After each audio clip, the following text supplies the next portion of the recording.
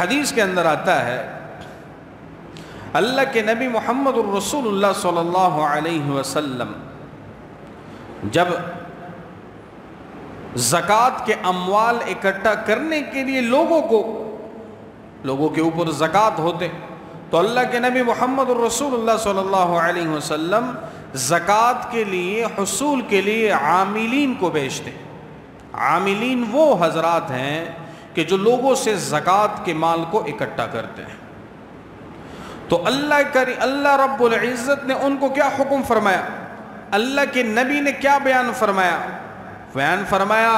اے عاملین کی جماعت، اے عاملین کے جماعت، یہ بات یاد رکھنا کہ جہاں کہیں بھی تم نے لوگوں سے زکوٰۃ کے مال کو اکٹھا کرنا ہے تو آداب سکھلائیں، اپنے حقوق بھی سمجھائیں، دوسروں کے حقوق بھی سمجھائیں.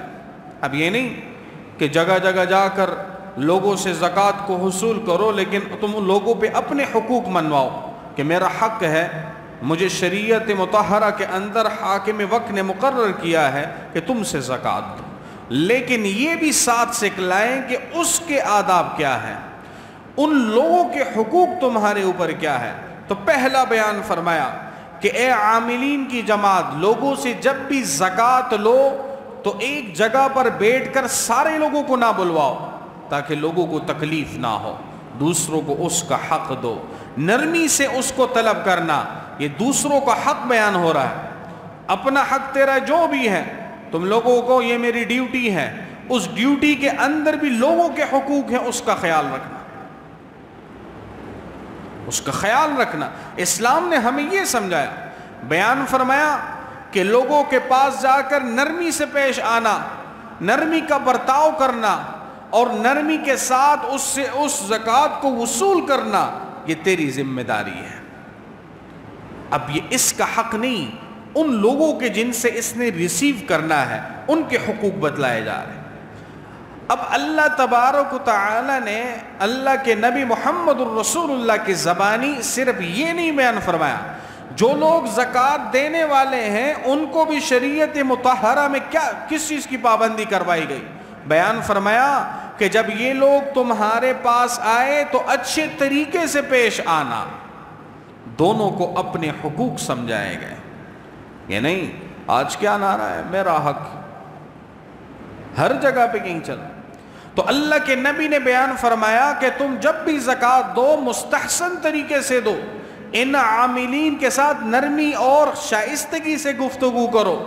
اب جنہوں نے وصول کرنا ہے اور جنہوں نے دینا ہے، دونوں کو اللہ کے نبی محمد الرسول اللہ نے اپنے اپنے حقوق سمجھائے. یہ تیرا حق ہے، یہ اس کا حق ہے. ایسا نہیں کہ دنیا میں آج ایک ہی آواز ہے، ہمیں ہمارا حق دو، لیکن کبھی کسی نے یہ آواز لگائی ہے کہ ہم تو اپنے حق کے مطالب ہیں لیکن دوسروں کو اس کا حق دینا، اس کے بارے میں کوئی نہیں بولتا، کوئی بھی نہیں بولتا.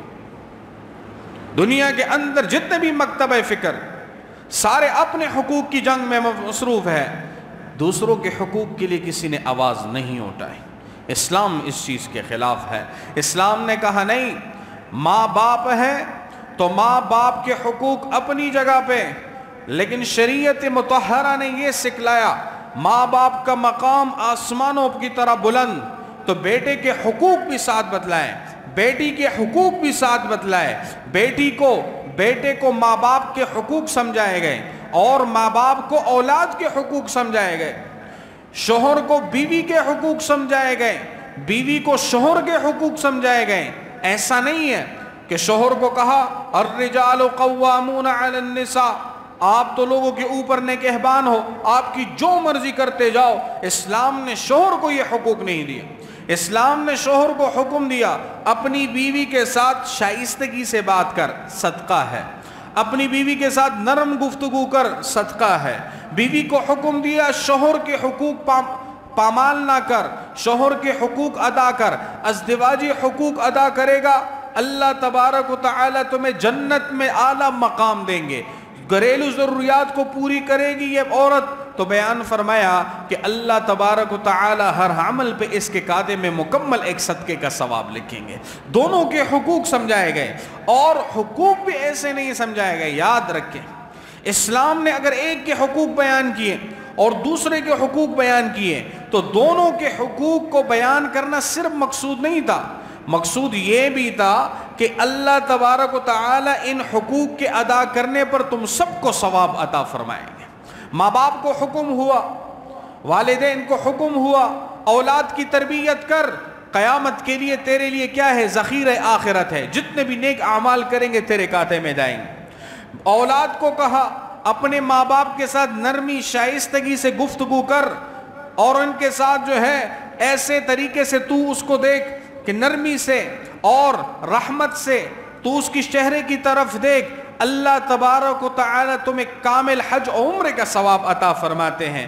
دونوں کے حقوق صرف حکم کے درجے میں نہیں تھے، حکم کے ساتھ اللہ تبارک و تعالی نے یہ بات بھی سمجھائی تمہیں ثواب بھی ملے گا، اگر گناہ کرو گے تو دنیا میں تو بھگتو گے لیکن تمہیں جزا بھی ملے گی اور آخرت میں سزا بھی ملے گی۔ اسلام نے ہمیں یہ سمجھایا، کیسے شائستگی سے سمجھایا، آپ حیران رہ جائے۔